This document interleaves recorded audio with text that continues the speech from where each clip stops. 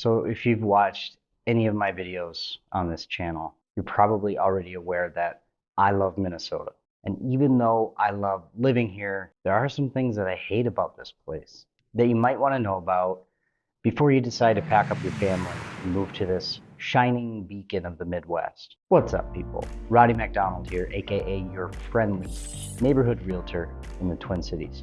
I'm 36. I've been doing this job, selling homes, investment properties for nearly 14 years. I mean, I've done everything from luxury condos in the city to Victorian mansions to quiet homesteads on large acreage. If you're planning to move here, you're probably looking for somebody to help you out or to guide you that has a lot of experience, somebody who knows the ins and outs of Minnesota real estate law, how to protect you, and how to make sure you're buying something that's actually worth investing your money into.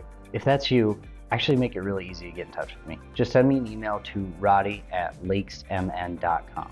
You'll not only have me in your corner, but also the backing of my brokerage, Sotheby's International Realty, which is part of the world's largest international luxury brokerage. If that's what you're looking for, now you know where to find me. So I'm a big proponent of complete, open honesty, like even if it hurts. So this video is going to sting just a little bit because I'm going to be voicing the complaints that I have about living in Minnesota.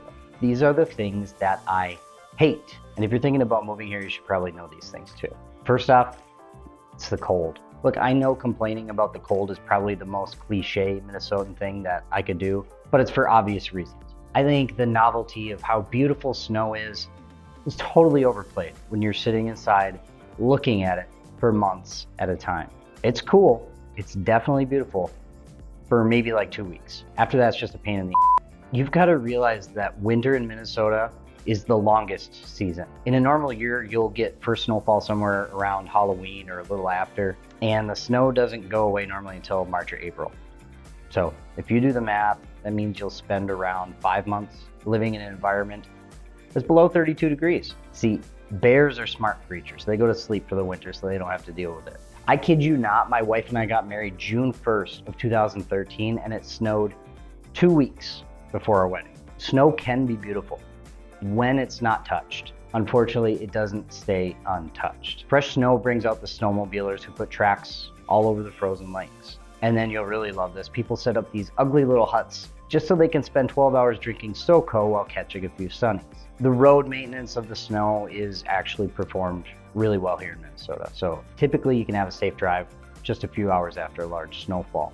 But as part of the procedure, our plows spread salt everywhere to keep people safe, melt the snow, get rid of black ice. But that salt actually damages the roads, your boots, and the bottom of your nice slacks. On top of that, it gets on your car, so your vehicle ends up getting this layer of sodium chloride that only comes off when you spend $11 on an Elite Wash from Quick Trip. Side note, I'm not sponsored by Quick Trip, but hey, if you work there and you want to talk, hit me up. Every year around January or February, my wife and I ask each other the same question. Why do we still live here? Well, it turns out that the cold goes away. And Minnesota probably has the best experience of all 4 seasons. But we're not going to bring that up. You came here for the bad stuff. Okay, the next thing that I don't like about Minnesota is its massive urban sprawl. I get it that the population increases, people need places to live. But for thousands of years, until the invention of automobiles, there were 2 distinct areas, the city and the country. The city and the country both needed each other. It was a cohesive relationship. The farmland produced the food, the city had the people who purchased the food. I mean, that's definitely an oversimplification, but I think you get my point. Once the car was introduced into society and the cities created their Euclidean zoning and planning departments, which stifled the natural growth of healthy, walkable, high-density cities, people started moving to the outskirts. This created what we call the suburbs. The suburbs are enough removed that they need reliable roads to get back into the city for their jobs or entertainment or commerce. Unfortunately, the suburbs have almost all adopted the same Euclidean zoning practices that separate huge areas into single-family housing with no opportunity for mixed use, no chance of higher density infill, horrifically ugly strip malls and shopping centers. And for the most part, these areas have limited walkability. Or if they do have walkability, they give no reason for people to walk. When your suburbs planning strategy has made a trip to the grocery store into a dangerous hour-long walk across intersections with cars going 55 miles per hour, you're never gonna walk, you'll drive. Then take into account road maintenance costs. Most people in the suburbs don't work in the same town. They go to the city that they're separated from by miles and miles of pavement. All of that pavement needs to be redone every few years, which is extremely expensive. It's a burden on the taxes that are already high. Because our cities have not deregulated from their failed zoning and planning practices, we literally have entire cities that have no walkability, no allure. They are depressing rows of cookie cutter, cheaply built, disposable homes that rely completely on the production of the country and the commerce of the city. Cities don't need the suburbs to survive, but the suburbs need the cities. So until these suburbs deregulate and allow natural growth of their own towns, urban sprawl is just going to continue until all of the natural beauty of Minnesota is cut up into half-acre parcels with chain link fences. Have you ever heard about how kind and welcoming people are in Minnesota? Well, the next negative thing about Minnesota that I want to warn you about is the not so niceness of the phrase Minnesota nice. Minnesota nice, I guess, is like the northern adaptation of the phrase Southern hospitality. You will have plenty of remarkable and memorable interactions with other Minnesotans, but don't get too close. Minnesota nice is meant to describe the general warmth and the welcome that you get from the residents here. Don't be fooled.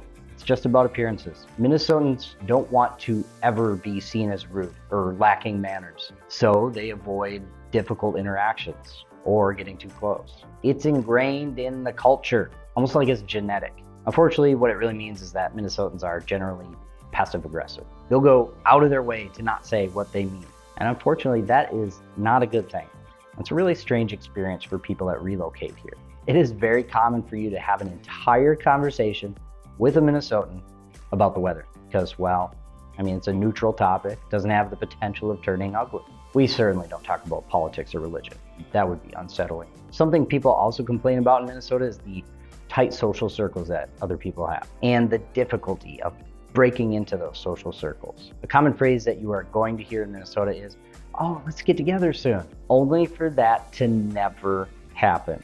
Don't worry, you'll make friends. Luckily, there are plenty of us out here who actually do want to get together, and we will be honest in our means of communication, even if it goes against our preconditioned genetic responses. The last thing that kind of sucks about Minnesota is the negativity that it gets, especially in the last few years. I actually made a video. It was the second video that I made called Everything to Know About Living in Minneapolis. It has like 20,000 views. The thumbnail was provocative, alluding to the fact that you should definitely think twice about living there. I pulled up crime maps, I poked at the riots. I think I was really still, mentally recovering from the crap storm that went down in 2020. I think a lot of people were and still are trying to make sense of how riots and looting and burning down city blocks was the mature response to what happened. Anyway, there are just a few areas in Minneapolis where crime is a problem. St. Paul is definitely not as bad. You have to realize that a lot of these issues are super condensed to neighborhoods that need a mixture of more opportunities, more policing, more consequences, better school, and definitely better home environments. But it definitely doesn't cover the entirety of the state. In fact, there are way more redeeming qualities about Minnesota and the Twin Cities area than there are negatives. I just wanted to give you the opportunity to understand what a lifelong Minnesotan complains about here.